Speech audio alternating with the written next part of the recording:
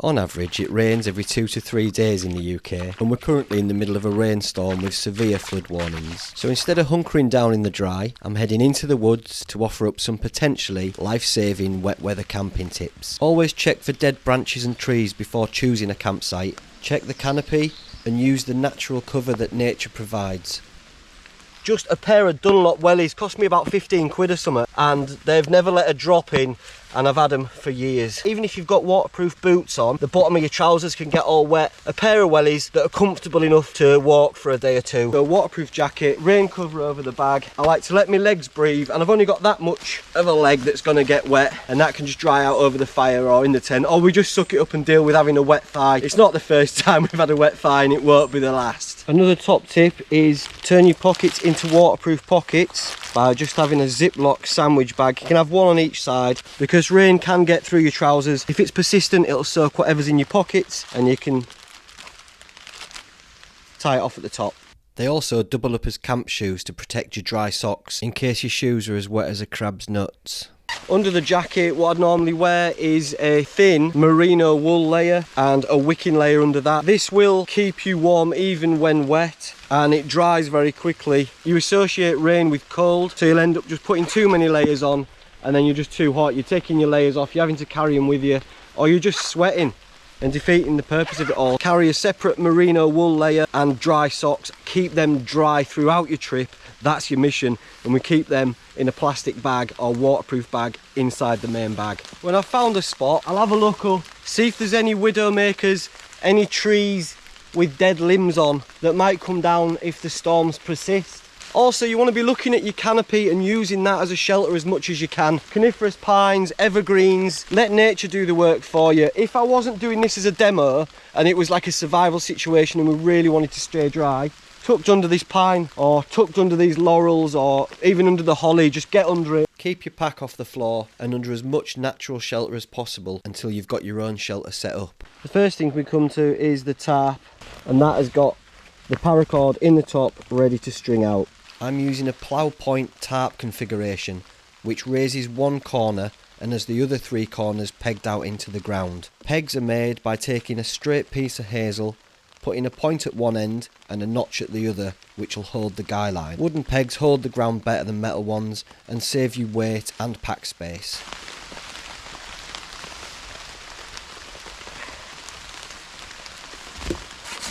Use a stick to create more headroom in your shelter.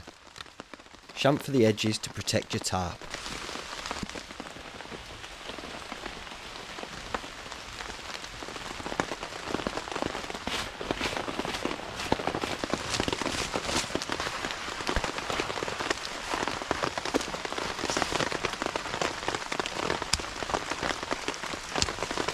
Big bag, keep everything dry in here.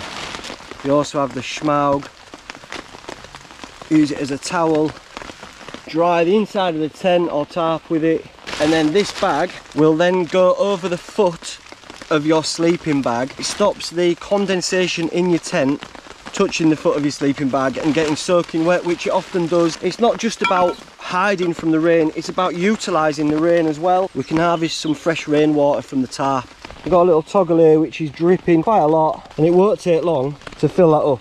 The main thing though is getting a fire going. All I've got is my knife, my saw and my ferrocerium rod, that's it. So I'll have to look for what we've got around the gaff to see if we can get it going. My first thought is silver birch, but as I was coming in didn't pass any silver birch. Doesn't look very silver birchy around here. My first top tip would be to get some silver birch, scrape the bark into a fine powder which has all the resins in it, and then that'll take a spark. Use more strips of silver birch and there you go, you can get your fire going. Silver birch is a top tier wet weather fire lighting material. Hey, just this is a yew tree, and although it will give us good shelter, it's not going to give us our fire lighting material. Keep looking. So this is what you want. Timber that's been stood up, it's under this holly, so it'll have kept dry and it's not on the floor. Anything on the floor you've got to assume is going to be soaking wet. I'll have a little cut into it and we'll see back at camp. There's a load of holly behind here, and then we've got this hazel growing up through it. Which ones are dead? Which ones aren't? So I know this, it is very brittle. It just snaps and is bone dry in the middle, so that is perfect.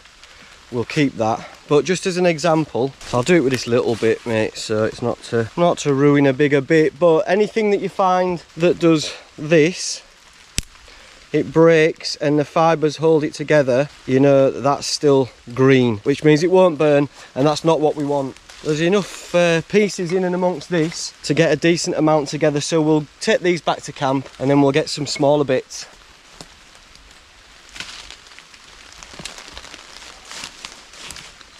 The dead twigs that are hanging are good to go.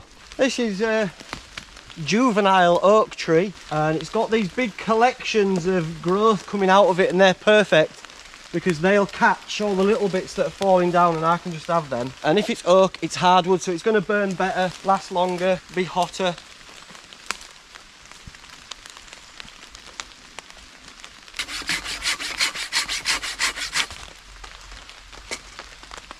So the bits that were hanging up are solid, nice and dry in the middle, so we'll split these down.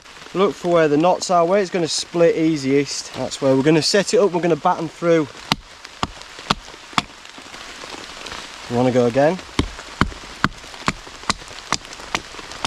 That's what we want.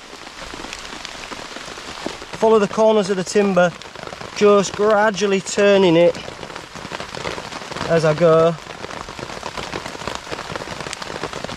Some wood's better than others for this. Any shavings that come off can go on the fire.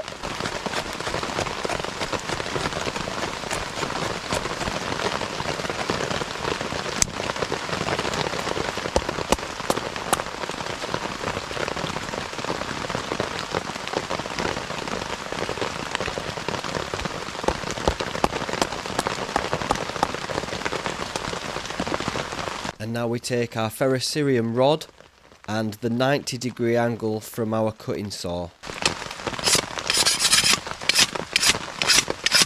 We're going to take a piece and then we're going to create some thick curls to this side and then slowly reduce the size of the curls, and then right at the very end we'll take the back of the knife and we'll create some fine dust which hopefully should catch a spark from the ferrocerium rod, and then the dust gradually will work its way into the thinner bits, working its way up to the thicker bits, and that should start our fire, all being well. You can see these knots, that's not going to be nice to carve through. This end is a bit less knotty and should be a little bit easier to create some thick bits that'll stay alight for a bit longer. Choke up on my knife and use my thumb to push on the other thumb. Give it a little bit of extra power, just create some smaller bits. And then you can use the back of your knife to create some very fine bits.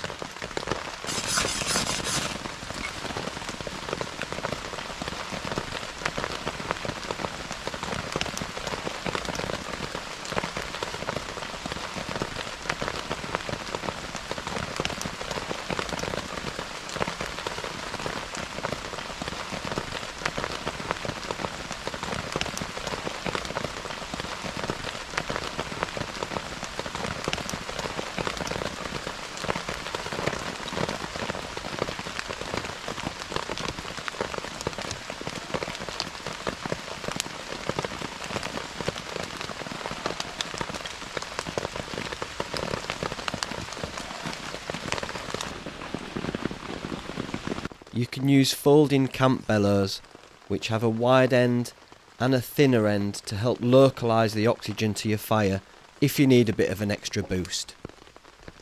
So it hasn't taken long and I've got shelter, I've got warmth from the fire, and I've got some water there in my canteen.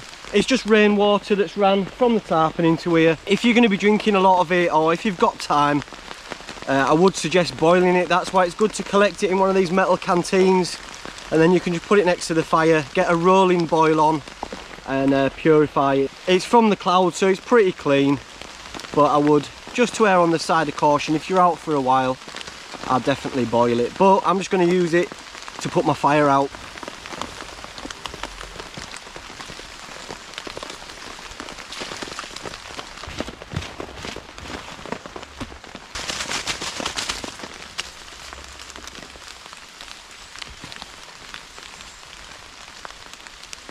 And anytime you make pegs, instead of just throwing them back out there, just stash them just like that. Stand them upright at the base of a tree or just behind a dead log. That way if you're ever in the area again, I'll save yourself a job. Put the tarp back into its dry bag while still attached to the tree. That way the tarp stays off the floor.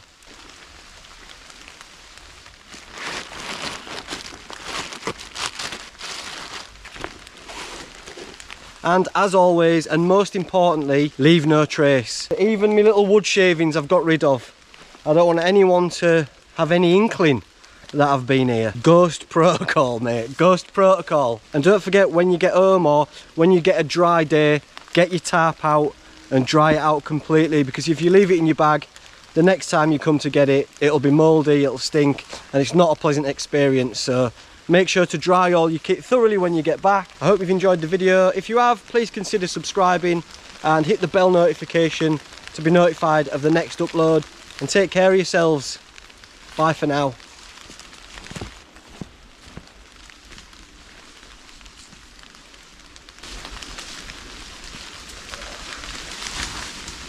I stacked it. Do you see me stack it? Trying to be fancy for a new video and hurt my wrist there a bit. Unsubscribe actually, because that's not what you want, is it? Unsubscribe, unlike. Sorry. Maybe see you again. Love you.